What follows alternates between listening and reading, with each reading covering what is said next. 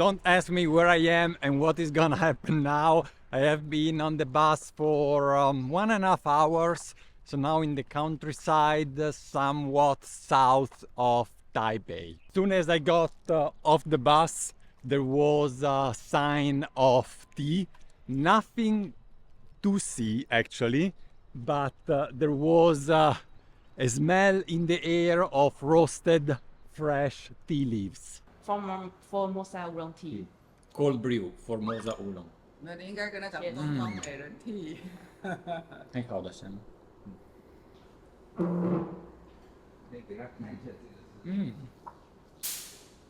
It tastes a little bit like pears. Pears. Yeah, really, really. Have a honey flavor. Yeah, a little bit. Yeah, but that honey flavor, I was expecting it. But pear, like 梨，对吧？ Yeah. Like 梨香。有那个有一点点梨。梨子的味道。哇，nice， It's really nice. Wow, so good. so good. This. This one is our here's the famous drink. So, Popular drink. 这个 Yeah. Okay. So you do tea bags Tea bag, for cold brewing. Yep. This one also can hot one, cold one. Both. Yep. It's really tasty. It's good because it's soft. You don't break it Yeah. if it drops. But it's so good.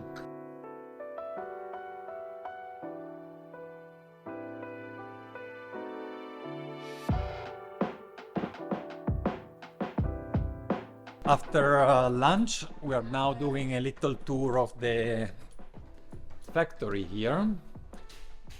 Underneath, below, on the first floor, there was a lady just rolling into paper, wrapping into paper some honcha. And here we are upstairs. Oh wow, there is a tasting room here. A little bit Japanese style, Japanese style. isn't it? It is often said that Taiwan culture is between Japanese and Chinese. Over here. So here we see a little bit of the combination of the two. We have another is a lecture room. Lecturing. Yes. What about this? It's like in the Song Dynasty. 过来，你 Some 教学一下 dynasty. 那个 Tea 妙翻译 culture. Yeah, it's like tea in the Song Dynasty. Yeah. Yeah, 我知道你知道哈 And then like in Japan now. Yep. ？Yeah. Their family is originally Hakka and moved over from mainland China to Taiwan. And they were showing me a traditional Hakka method for preparing tea in this bowl. You would put the powdered tea, the fresh powdered tea, in the bowl together with different nuts. And then you smash them all together like he's doing right now, because this plate has a certain texture and profile in here. And then after you have mixed the nuts and the tea, you add water and you drink it. So that's a traditional tea with nuts from the Hakka people.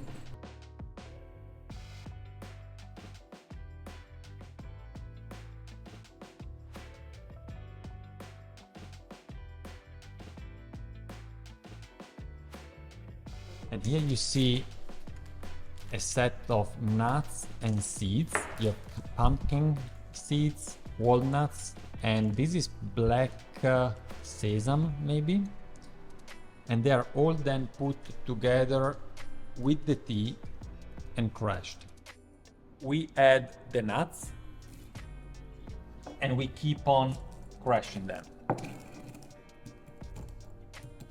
That's pretty hard. It smells so good. It reminds me actually Sicilian bread, because in Sicily we do bread with sesame seeds. Oh, so good. So now that all the nuts and leaves are crushed, we have starch. This is bean starch or flour, something like that. Dough. All. We have to put it all. Oh. Yeah. Okay. And shall I continue? Okay. It's very interesting. As a last step, we are adding How about you? fairly hot water, I would say more than 80 degrees, on top of the mix. So we are almost done. Now we are just mixing the whole things together. This actually has a whole history. When the Hakka people came from China to Taiwan, they didn't bring a lot of stuff with them. They had a piece of wood like this, a bowl like this, and all the ingredients available. So this, as the tradition, is in the memories of the Hakka people as one of the first meal they had in Taiwan and brought back from China, mainland China. And I'm really curious to see how this tastes. Is ready to drink? Yeah? Ah, okay. So I can pour it in the bowl. Lei cha. Okay. Should I try? Yeah. It really smells delicious.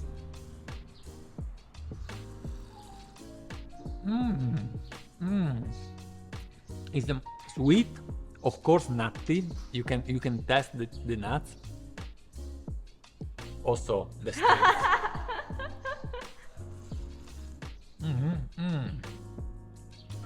The difficult part here is to understand what type of starch it is, because except for that I could do this at home, but I probably will not be able to find the exact same soya bean starch or whatever it is. That's the secret ingredient. The owner has been traveling to Yunnan for more than 30 years to source and produce tea over there, and also to Wuishan. So what do you see here is a massive collection of ancient tea, ranging from yancha, here we see some yancha, and also tea from Yunnan. For example, there is baicha up here, as well as further yancha. This is a Zhenshan Xiaozhong. I don't know if even I dare to ask him if he sells those teas. Let's try.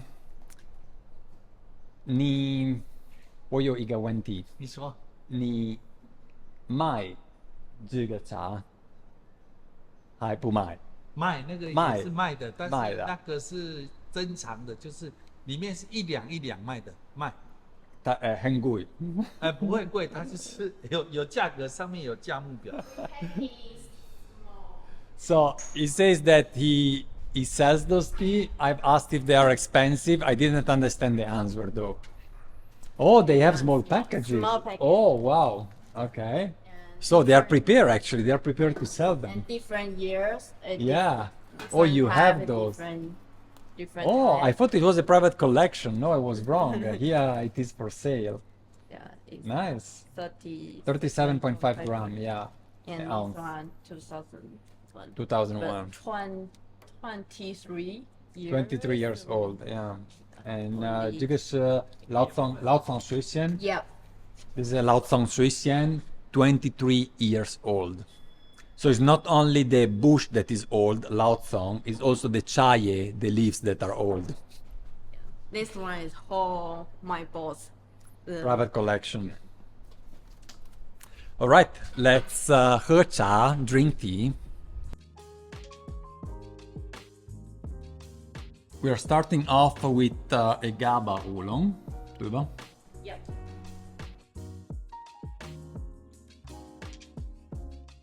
The leaves are fairly oxidized, is halfway through. They are half brown and half green. It's the first brew. It's fairly light. It reminds me actually a little bit of baicha, white tea. This is the second brew. Well, now it's stronger.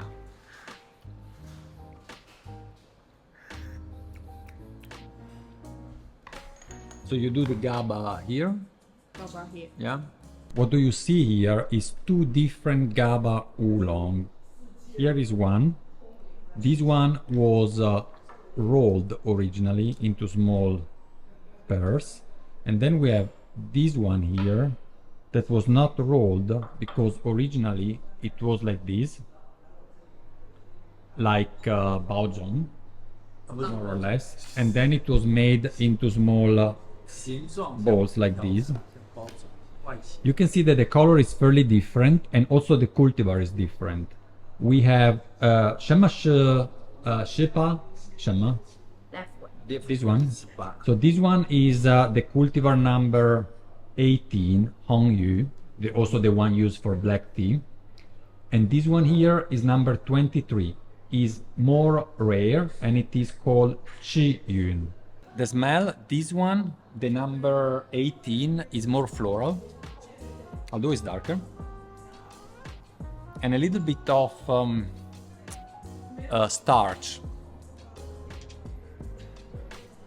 This is the new smell to me. Let's see how they taste.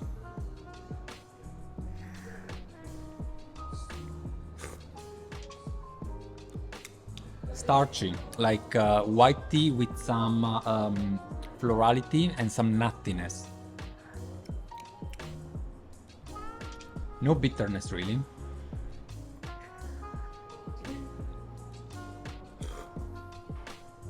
The number 23 is fresher. There is a little bit of honey, maybe more fruity.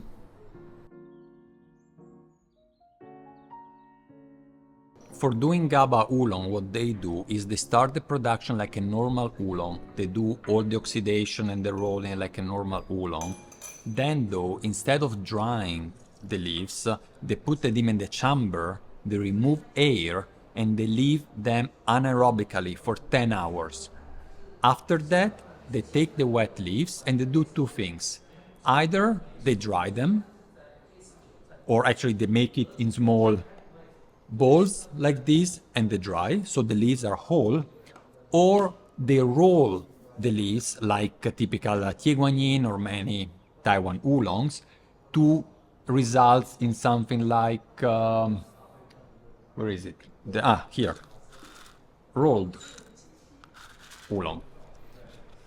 Two processes, but the key aspect is that between the Oolong oxidation and the drying, there are 10 hours without oxygen. All right, we continue the tasting. What do we have here? Black tea. Black tea. Taiwan number 17. Taiwan number 17. By Lu. By Lu. Cultivar number 17. We make a black tea. As a black tea, okay. And we already make a tea board. It's easy for us for brewing. For brewing. It's different to taste the black tea next to Fang Mei Ren because this is so aromatic that, it just kills the black tea.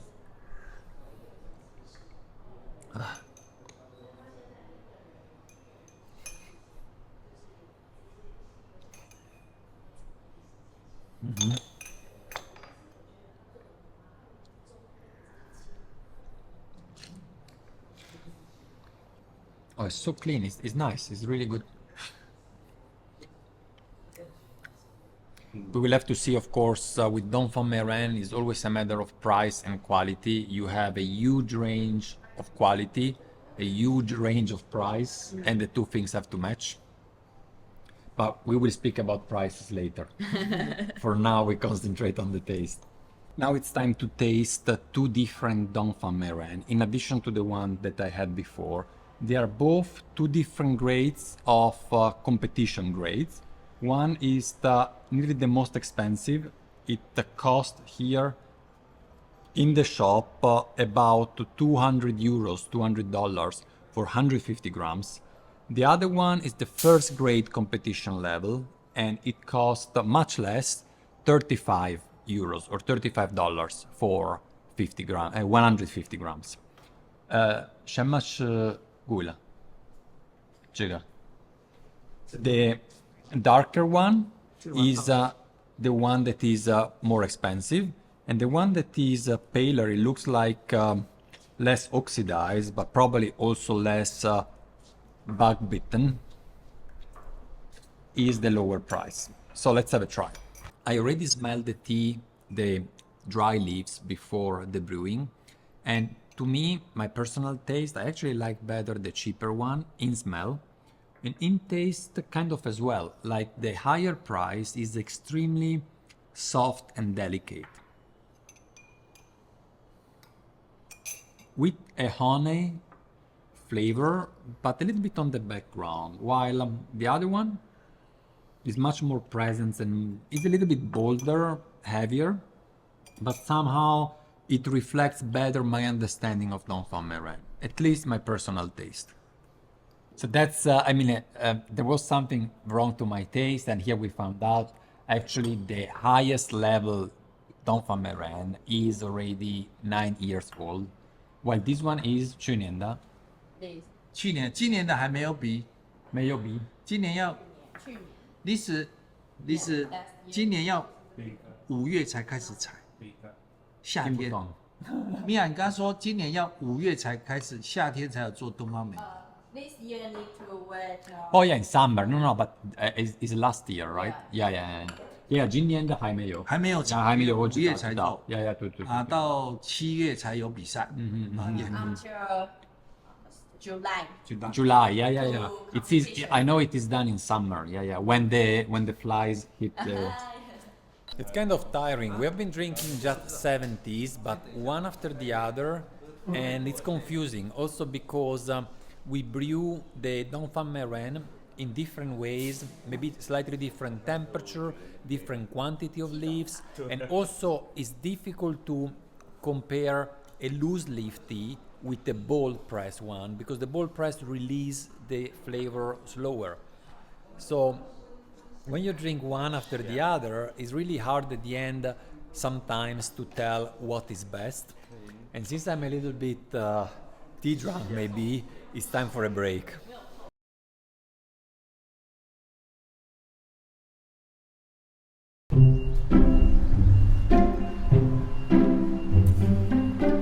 I thought we just go to see the gardens. I didn't know I have to wear this thing.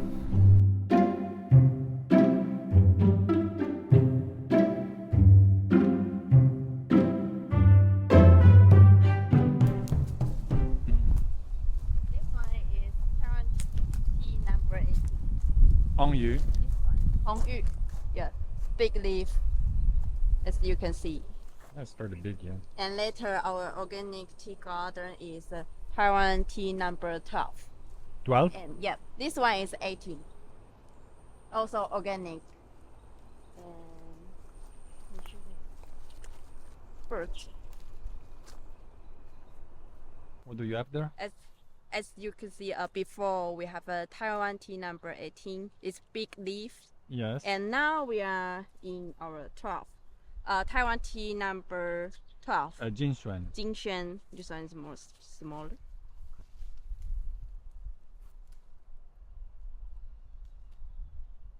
Because it's organic, so you can eat it.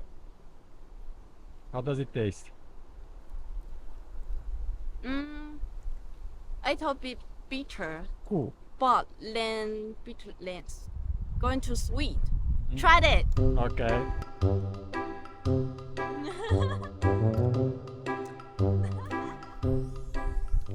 Okay, the bitterness is there. I'm not so sure about the sweet aftertaste. Blah. But sometimes we'll pick it with egg. With what? Egg. Eggs. Egg. EGGS. With egg. Okay. Tea leaves with egg. egg.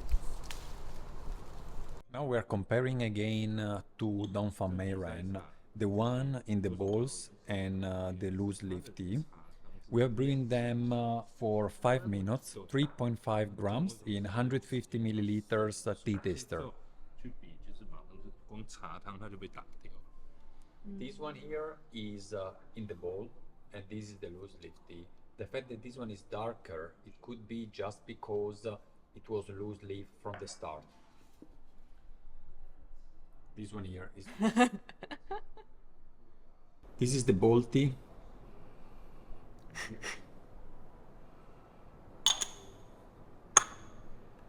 This is the loose leaf tea. Similar smell. None of them is extremely fragrant. We have been brewing them for 5 minutes, so a lot of the aroma is into the cup.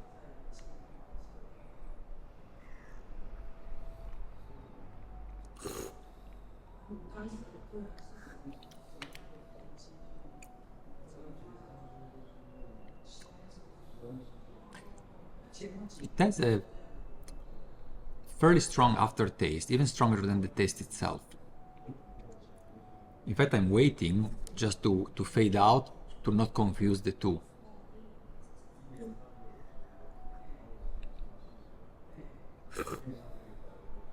This is stronger, we've seen it also in the color, but it also has more characteristic aroma. The honey fragrance, a little bit fruity, is more present, definitely. So between the two, having been brewing them in this way, I would later prefer the second.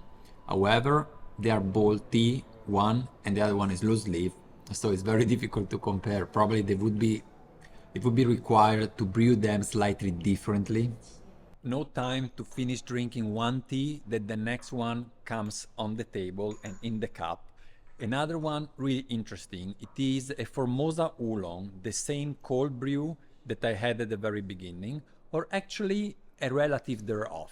This one here is old. They haven't asked yet to the owner how old, just a few years, maybe 5, 6, 7 years. They call it Formosa Oolong because it is the original oolong in Taiwan that was done back centuries ago when the teas were not yet rolled like today, but they were open leaves, similarly to Fang Mei Ren. This one here, in fact, is done with the same cultivar, Qingshi Da Pang. And look at the leaves. In here we have the wet leaves, and in this jar we have the dry ones. The old one, in terms of taste, it reminds me actually of black tea. It has those citrus notes of Zhengshan Xiaozhong, actually. At the same time, we are brewing actually a tea bag. The same tea bag that I got brewed cold at the beginning. It looks like this.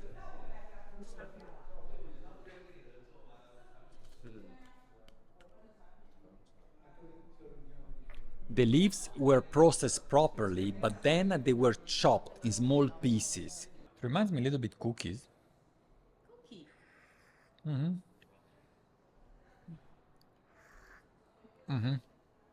Yeah, the taste is somewhat similar to the other one. It's fresher, of course, it's not that old. Yeah, something baked. It's not extremely floral, extremely fruity. In the cold brew, it was much more aromatic, but it has a, how can I say, a soothing baked taste. At least to me. Which one? This one here, the new one. Love more than prefer this. Oh, I cannot tell which one I prefer, if the one in the tea bag or the loose leaf, the old loose leaf tea. They are both same cultivar, right? Is Qingxin Da Pang. Yeah, so